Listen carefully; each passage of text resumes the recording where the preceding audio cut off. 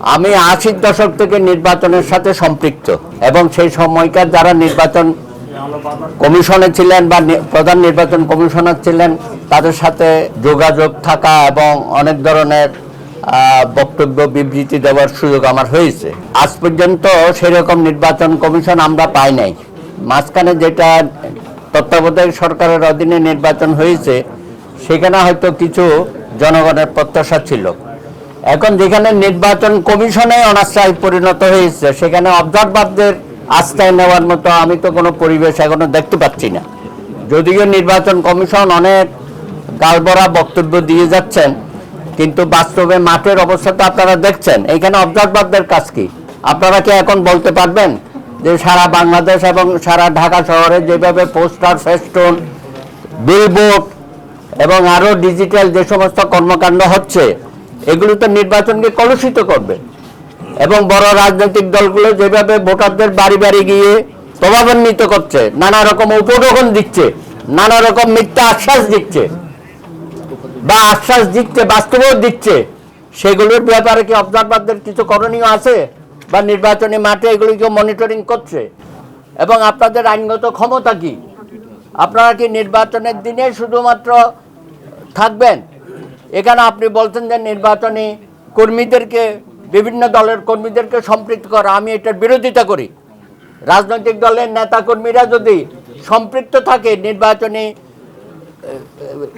Vote কেন্দ্রের আশেপাশে, তাহলে পুরা জিনিসটাই দেখবেন যে আবার কলুষিত হয়ে গেছে। তারাই তো পক্ষ নিয়ে নেবে এবং তারাই ভিতরে ঢুকে আপনাদের আমাদের এজেন্টদেরকে নানানভাবে প্রভাবিত করবে। এখন দামি এজেন্টও দেবে, আপনারা জানেন দামি এজেন্ট। সেই দামি এজেন্টের ব্যাপারে আপনাদের কিছু করণীয় থাকবে কিনা? আপনাদের ব্যাপারে এখনো কোনো আইন স্ট্যাটিউটরি কোনো ক্ষমতা আপনাদেরকে দেওয়া হয়েছে কিনা? যদি না দেওয়া হয়ে থাকে তাহলে খামোকায় আপনারা কেন পরিশ্রম করবেন? কেন এত উদ্যোগ ভূমিকা আপনারা নিচ্ছেন?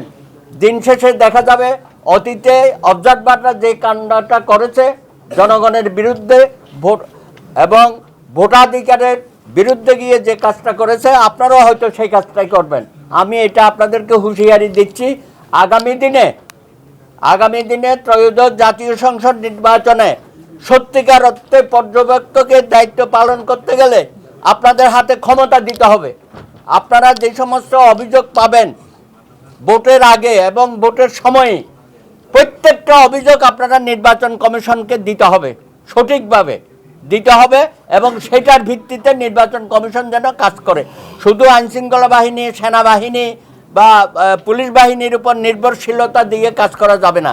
আমি মনে করি অবজারভার বা আপনারা সিভিল সোসাইটির লোক, অতীতে দেখেছি দলীয় অবজারভার নিয়োগ দেওয়া হয়েছে এনজিওগুলোকে।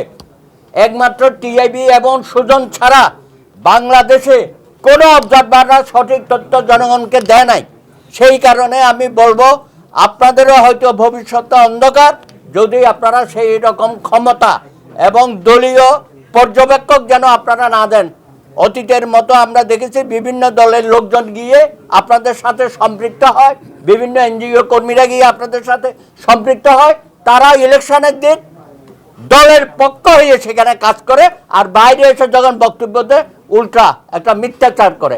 আশা করি এবারকার অবজারভার অ্যালায়েন্স যেটা আপনারা করেছেন এটা সঠিকভাবে কাজ করবেন, আন্তর্জাতিকভাবেও যেন আমাদের সুনাম আমরা আনতে পারি আগামী নির্বাচনের মধ্য দিয়ে।